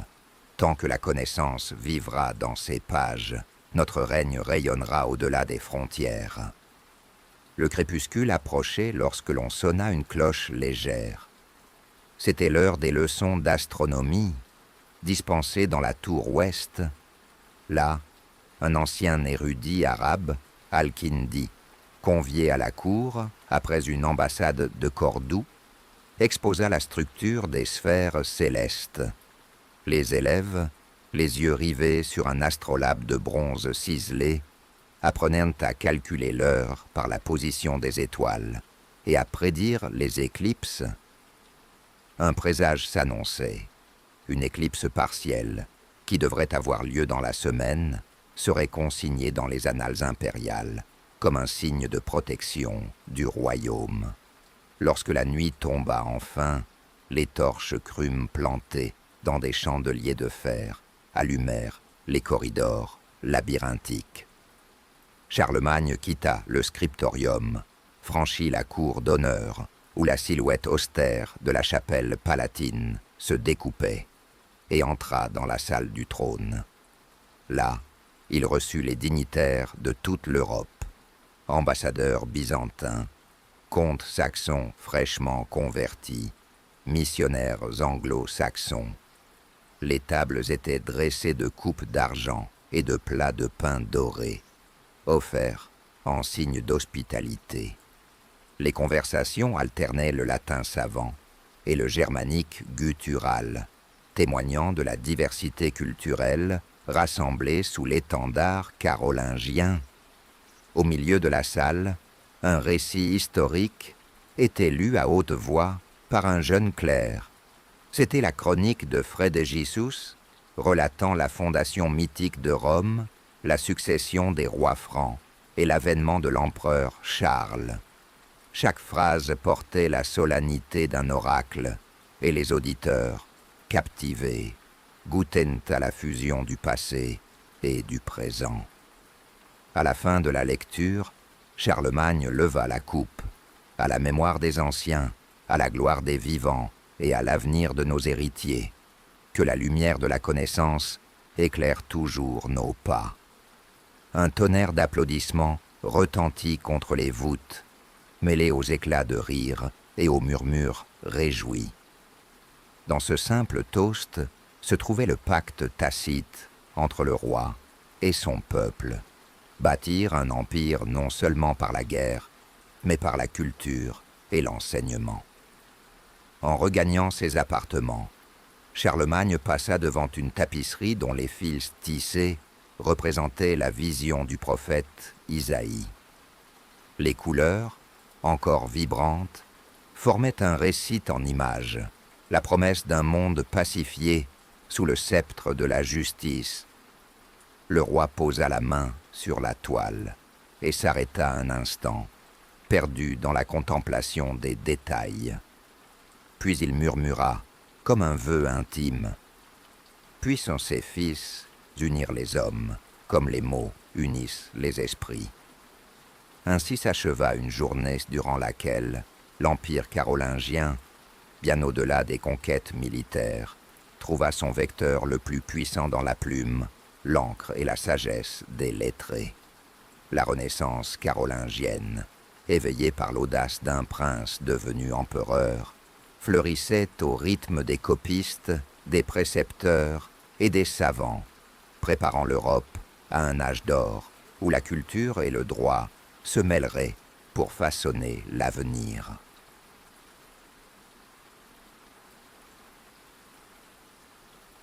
Chapitre 4. L'héritage éternel.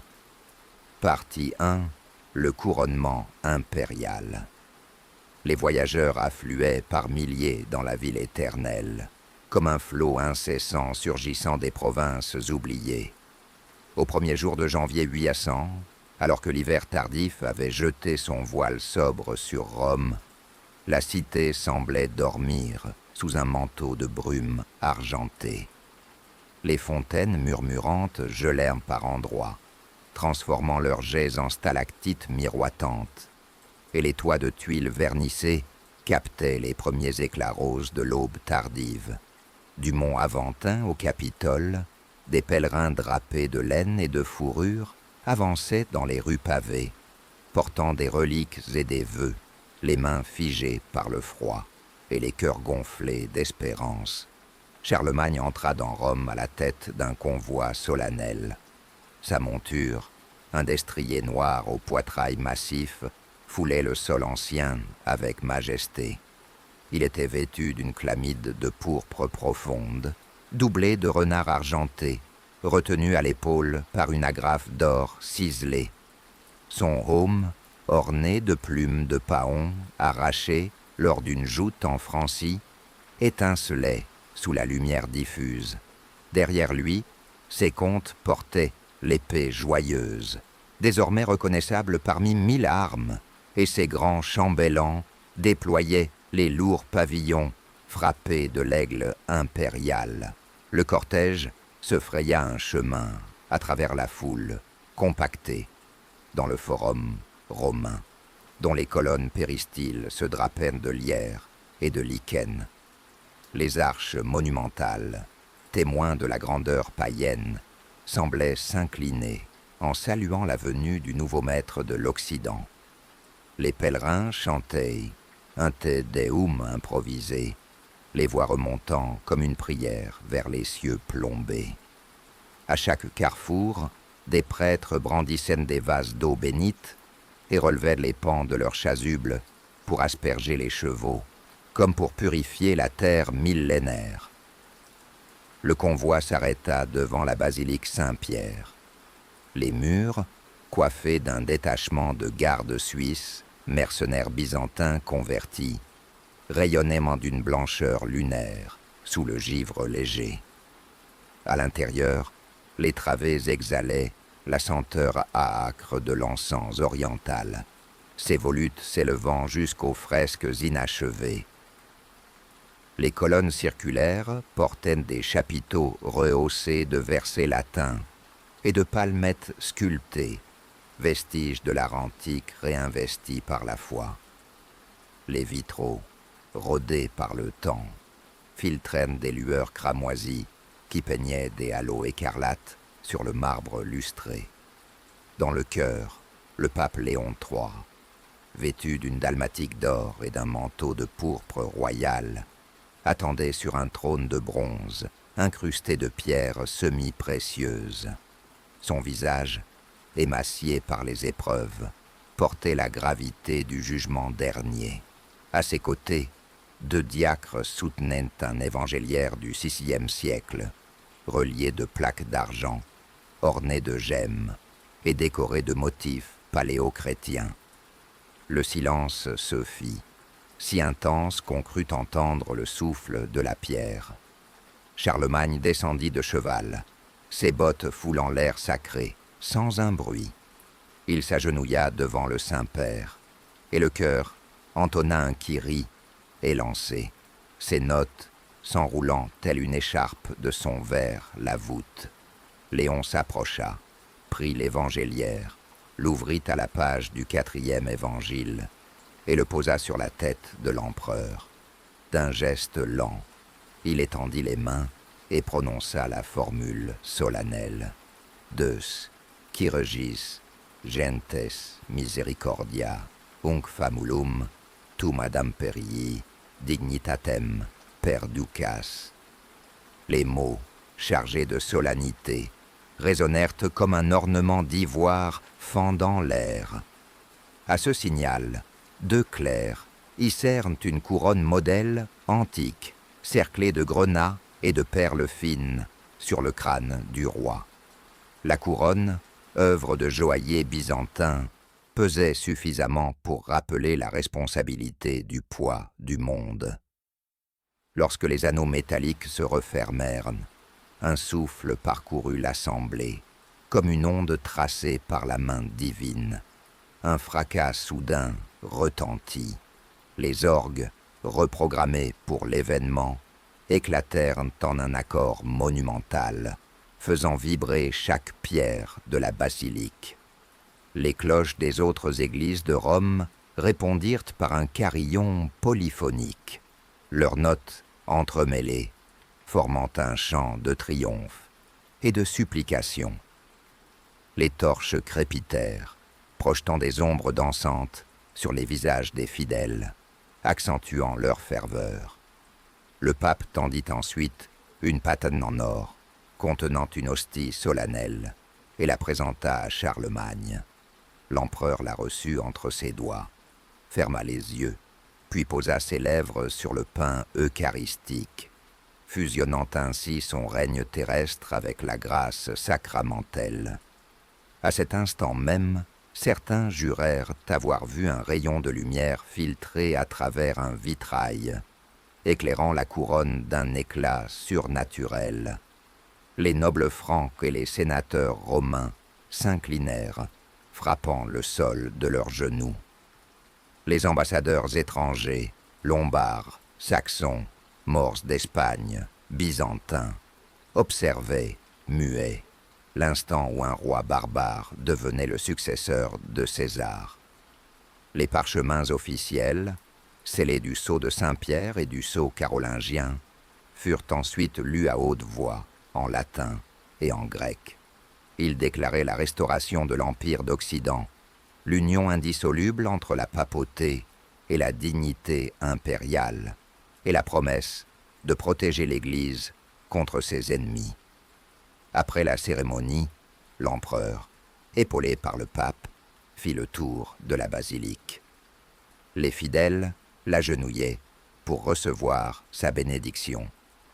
Les enfants lui tendirent des rameaux d'olivier, symbole de paix, tandis que les soldats jetaient leurs casques à ses pieds en offrande.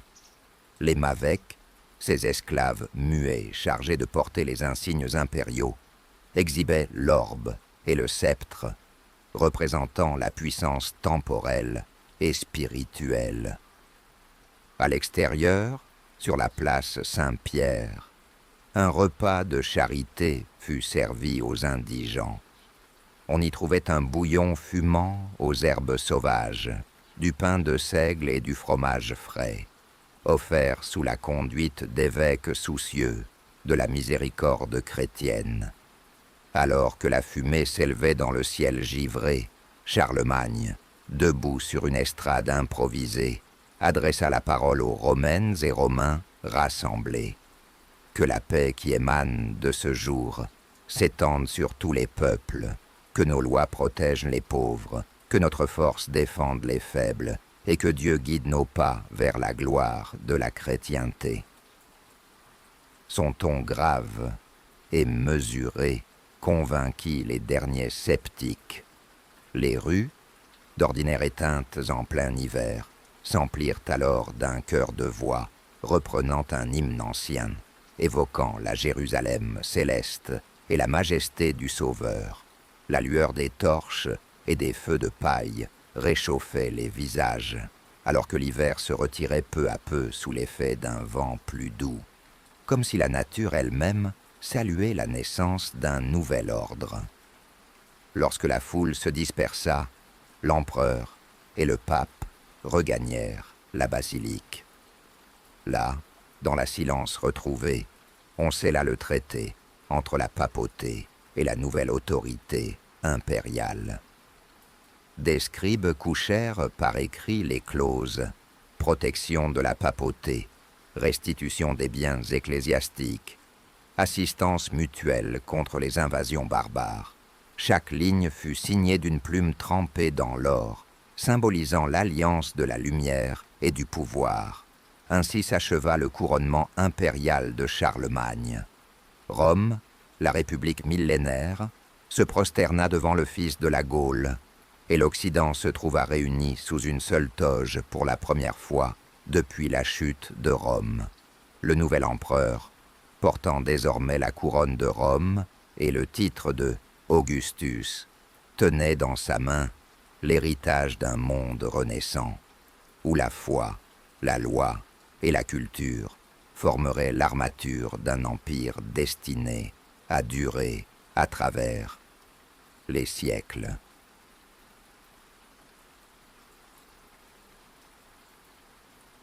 Partie 2. La transmission du savoir. Au cœur du palais d'Aix-la-Chapelle, au printemps de l'an 802, le scriptorium résonnait du froissement discret des parchemins sous la plume affûtée des copistes. La lumière tremblotante des lampes à huile projetait des lueurs dorées sur les murs lambrissés, tandis que l'odeur âcre de l'encre fraîche et la fumée légère de l'encens se mêlaient à la chaleur feutrée des braises. Sur de longues tables de bois sombres, alignées comme des rangées d'une armée silencieuse, s'entassèrent des livres rares hérités de la bibliothèque de Rome, d'Orient et de Tolède, traités de grammaire latine, commentaires d'Aristote, évangiles enluminés, psaumes chantés selon le nouveau chant romain, recueil d'œuvres de Virgile et de Cicéron. Charlemagne, drapé dans une toge de drap pourpre bordée de fils d'or, pénétra dans cet antre sacré. Son pas, mesuré et solennel, fit teinter les anneaux de métal accrochés à la lanière de son épée. Les copistes levèrent les yeux, replièrent leurs rouleaux, et l'assemblée se tut, suspendue à l'ombre de l'empereur. À ses côtés, Alcuin de York, doyen de l'école palatine, avançait d'un pas vif, tenant un codex épais relié de cuir brun, marqué du sceau impérial. Ses lunettes de métal luisantes jetaient des éclats furtifs dans l'obscurité feutrée. « Véritable trésor de l'Antiquité », dit le roi d'une voix grave. « Ces volumes renaîtront sous vos mains et éclaireront nos écoliers. Que chaque mot, chaque phrase soit fidèlement recopié, car de vos gestes dépend la permanence du monde cultivé. » Un murmure d'approbation parcourut le scriptorium, tandis qu'Alcuin s'avançait à son tour. Il déposa solennellement le codex sur un lutrin de chêne, puis leva les bras comme pour inviter les moines et les laïcs à se rapprocher. « Sire, répondit-il, conformément à votre admonitio generalis de 789, nous établissons ici une école de la cour pour former non seulement les fils des nobles, mais aussi les prochains clercs, clercs chargés de ramener la lumière du savoir dans chaque diocèse de votre empire. » Dans un coin, un jeune étudiant saxon, agenouillé devant une tablette de cire, recommença patiemment la déclinaison du latin.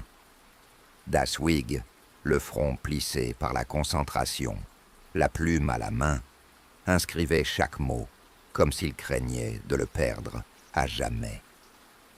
À ses côtés, une jeune fille franque, rare dans ce milieu, récitait à voix basse les règles de l'accentuation latine, écho d'une pédagogie nouvelle qui reconnaissait le rôle des femmes dans la diffusion du savoir.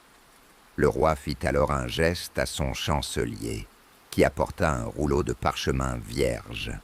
Charlemagne l'enroula lentement, avant de tracer, d'une main ferme, les premières lignes d'un nouveau capitulaire. Qu'il soit établi des écoles dans toutes les églises principales, où chaque enfant libre pourra apprendre à lire, à écrire et à chanter les psaumes, et que des maîtres compétents y enseignent la grammaire, les écritures, le calcul et l'ars dictandi.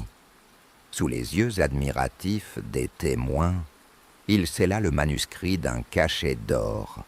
Un scribe, la mine tremblante d'émotion, prit la plume pour en recopier la formule, tandis que les écuyers circulaient dans l'atelier, remplaçant les chandelles à bout de mèche par des brasseros fumants.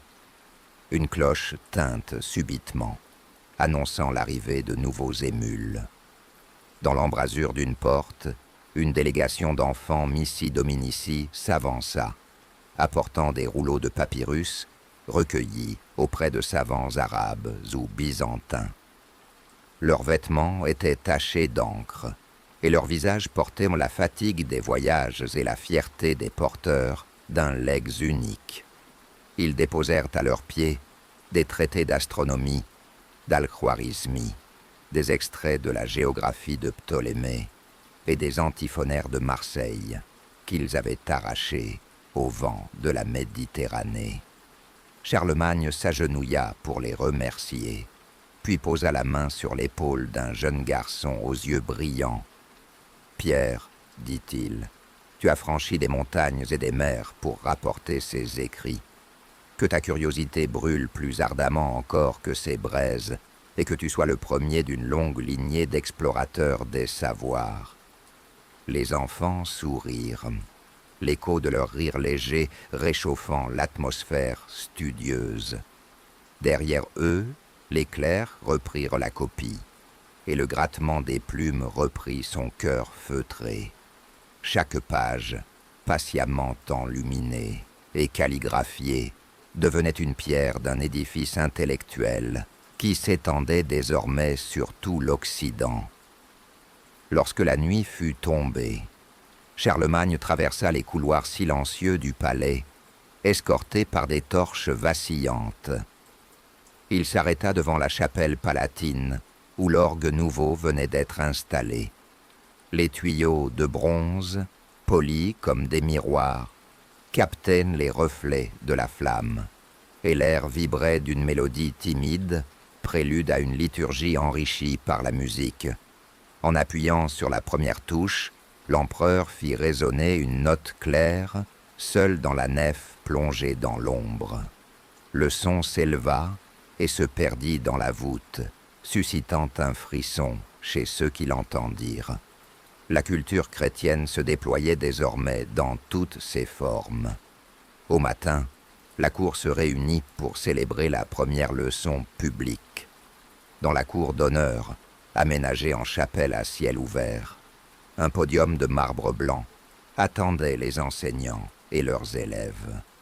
Autour, des portiques couverts accueillaient les parents et les vassaux, curieux d'assister à ce nouvel oracle. Alcuin prit la parole. « Fidèle sujet de l'empereur, aujourd'hui nous enseignons non seulement la parole écrite, mais aussi la vertu et la sagesse des anciens, pour que cette cité ne soit jamais plus que de pierre, mais le foyer d'une flamme éternelle. » Il leva un manuscrit enluminé représentant Salomon rendant la justice et en expliqua le sens devant un public captivé. Les voix des étudiants, jeunes et moins jeunes, redoublèrent d'ardeur pour répéter les leçons, tandis que les mères et les pères, les plus humbles comme les plus puissants, échangeaient des regards ravis. Les bornes éducatives, sculptées dans la pierre, affichait désormais les grands principes de la logique, de la rhétorique, de l'astronomie et du calcul, inscrits en lettres d'or, des missi dominici, repartant vers les confins de l'Empire, emportèrent des exemplaires de ce premier manuel, l'Elementari Carolingiensis, tel un flambeau destiné à éclairer les vallées saxonnes, les plaines lombardes et les steppes franques. Dans chaque villa, l'école s'ouvrait, modeste chaume et pupitre de bois brut, et l'enfant libre rejoignait l'enfant noble pour déchiffrer, ensemble, les mystères du latin classique. Ainsi, par la volonté de Charlemagne et la ferveur d'Alcuin, la transmission du savoir chrétien et païen s'enracina dans le quotidien. Le palais d'Aix devint le foyer d'une renaissance dont les braises ne s'éteindraient jamais. Et tandis que l'Europe sortait de l'ombre des ténèbres, chaque mot recopié, chaque page enluminée et chaque leçon dispensée tissèrent la trame d'un destin commun, lié à jamais à la plume du scribe, à la voix du maître et à la main du prince, consacrés par Dieu au service de la lumière.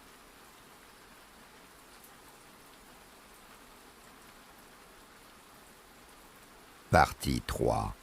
L'ombre de l'aigle. Tandis que l'Empire s'étendait, plus vaste que les songes les plus audacieux de Charlemagne, une ombre subtile, née des ambitieux desseins et des rivalités les plus secrètes, commença à planer sur le trône impérial. Aux confins de la Germanie, dans les forêts noires et profondes, des comtes s'étaient en fait élire ducalis, érigeant leurs domaines en principautés à l'abri des missi dominici. À Rome, des sénateurs jaloux murmurèrent que le fils de Pipin était devenu plus romain que César lui-même et craignaient l'usurpation de leur antique privilège. Partout dans l'Empire, l'aigle carolingien, si fier dans ses étendards, projetait désormais une ombre menaçante que nul ne savait comment contenir. Au cœur d'Aix-la-Chapelle, au crépuscule d'un été déjà bercé par le chant des cigales, Charlemagne se tenait seul dans la galerie des ambassadeurs, les dalles de marbre blanc, polies par des hôtes venus du monde entier, scintillaient sous les torches dorées. Les murs, tapissés de fresques représentant la victoire céleste, jetaient des reflets mouvants sur son visage, aux traits désormais burinés par les ans. Il caressa du regard l'aigle de bronze suspendu, aile déployée, symbole de son pouvoir universel, mais son regard était voilé d'une inquiétude sourde. Dans l'obscurité des corridors silencieux, le héros vital, porteur des nouvelles des provinces, s'approcha à pas feutrés. Sous son manteau, il cachait un parchemin scellé de cire noire, signe funeste de la gravité du message. Charlemagne le salua d'un signe discret, et le héros ouvrit lentement le sceau, révélant une missive de Bénévent. Hildebrand, duc de Bénévent, avait conclu un traité secret avec Byzance, ouvrant ses ports aux navires impitoyables de l'Empire d'Orient. L'alliance scélérate menaçait l'approvisionnement de la Méditerranée et mettait en péril la cohésion même de l'Empire. Un frisson parcourut l'échine de l'empereur. Dans la salle voisine, les ombres des statues anciennes, remises en lumière par l'archéologue impérial Eginhard, semblaient s'animer et le regarder. Charlemagne se dirigea vers la fenêtre ogivale, dominant la cour d'honneur. Le vent agitait les bannières carolingiennes, et l'aigle d'or sembla s'incliner sous le souffle incertain du destin. Il murmura pour lui-même « Quand un duc trahit son serment, c'est l'édifice tout entier qui tremble. » Le lendemain, dans la grande salle du palais, une assemblée d'urgence se tint. Les comtes et évêques furent convoqués. leurs visages graves éclairés par des flambeaux alignés le long des colonnes. Sur l'estrade, Charlemagne exposa la trahison de Bénévent. Le serment ligotait Hildebrand à l'empereur, non à l'agitation des flottes byzantines. Ce traité est une épée qui se retourne contre nous. Les échos de sa voix résonnèrent comme un glas, interrompant le murmure des seigneurs. Le comte Théobald de Champagne se leva, le front sombre.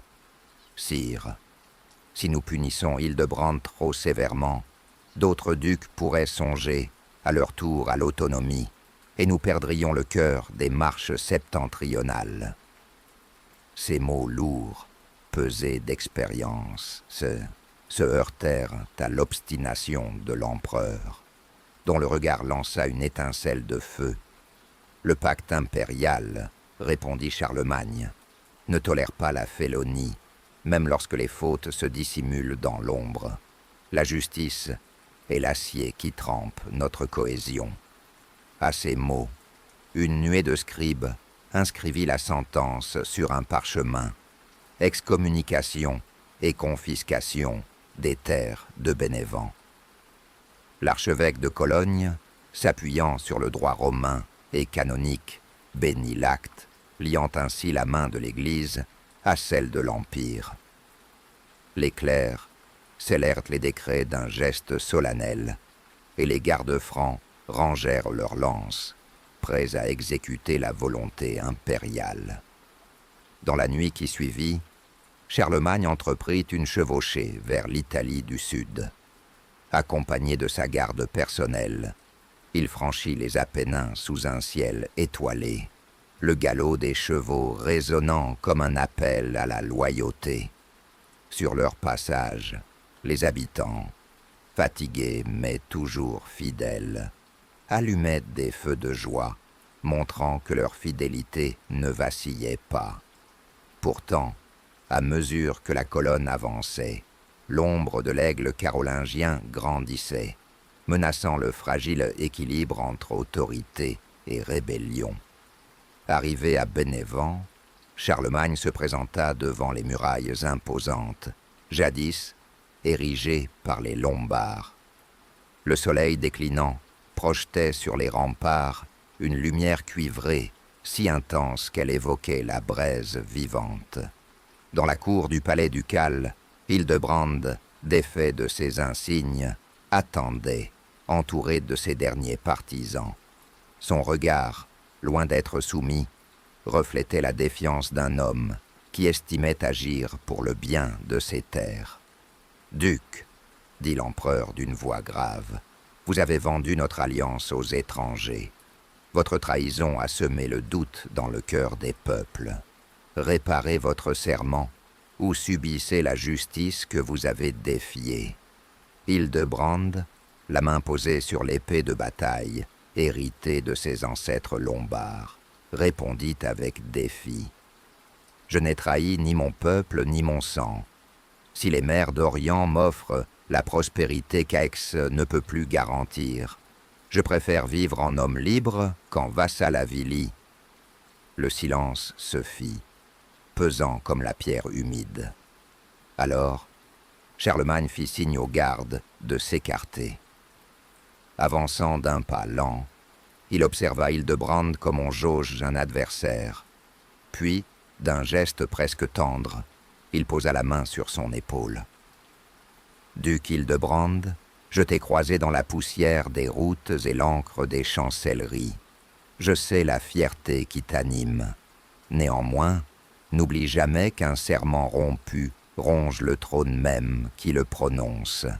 Redresse-toi, replonge dans le cercle de l'Empire, et nous t'accueillerons non plus comme sujet, mais comme frère. » Les paroles, empreintes d'une miséricorde qu'on ne lui connaissait guère, touchèrent en Hildebrand. Dans ses yeux féroces, une fissure apparut.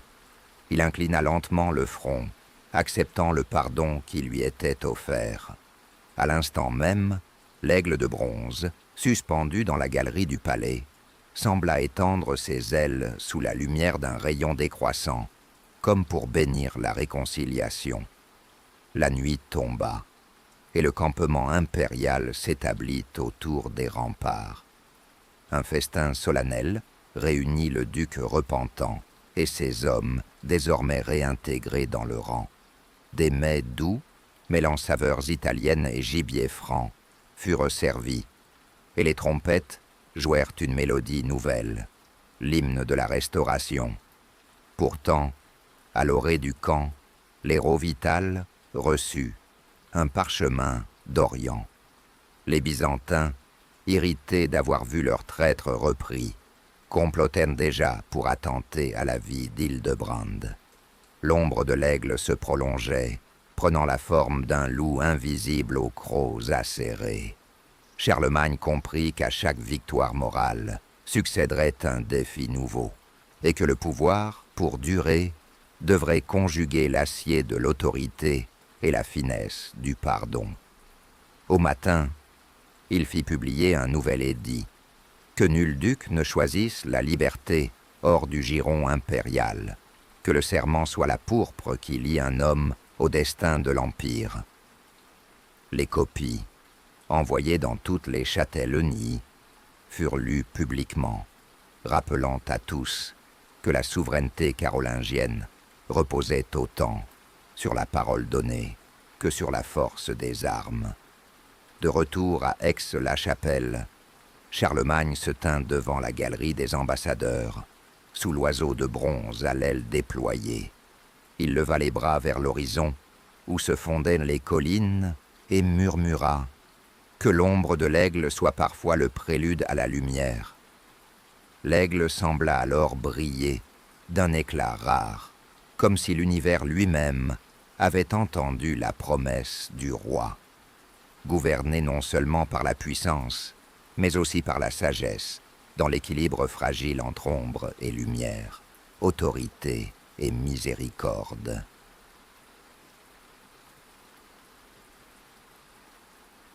Au terme de ce long parcours, l'empereur Charles, dit Charlemagne, demeure l'incarnation d'un idéal à la fois guerrier et savant, forgé par l'acier de la conquête et l'encre des copistes. Homme de contraste, il alliait la rudesse du chef de guerre à la finesse d'un mécène éclairé.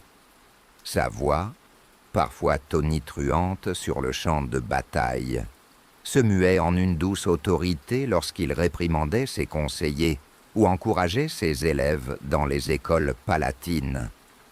Sa vie fut un pont jeté entre les âges. D'un côté, il restaura l'ordre romain en couronnant l'empire d'Occident, renouant avec la grandeur antique. De l'autre, il insuffla une foi militante, réformant l'Église, protégeant le clergé et imposant le baptême au peuple païen. Par l'admonitio generalis et les capitulaires, il grava dans la pierre et le parchemin un droit commun, garantissant l'égalité devant la loi et limitant l'arbitraire des seigneurs. Militairement, il étendit ses frontières des Pyrénées aux rives de l'Elbe, soumis Lombards, Saxons et Avars, et repoussa les incursions musulmanes en Espagne. Mais c'est peut-être dans le champ de la culture qu'il laissa son empreinte la plus durable. Sous son égide naquit la Renaissance carolingienne, où s'épanouirent la calligraphie, la musique liturgique et les savoirs antiques. Au soir de son règne, l'aigle carolingien planait sur une Europe unifiée, pacifiée et éveillée.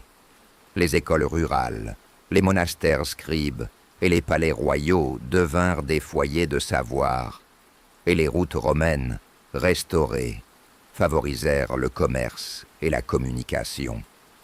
Dans son regard persistèrent la rigueur du législateur, la pitié du protecteur des plus faibles et l'audace du conquérant. Épitaphe du monde médiéval naissant, Charlemagne mourut en 814, confiant à son fils Louis l'héritage d'un empire dont l'éclat ne s'éteindrait jamais tout à fait, celui d'un roi-empereur dont le nom reste, à travers les siècles, synonyme de justice, de foi et de renaissance culturelle. Merci d'avoir voyagé avec moi ce soir, à travers les pages de l'histoire. J'espère que ce récit vous a apaisé et fait rêver.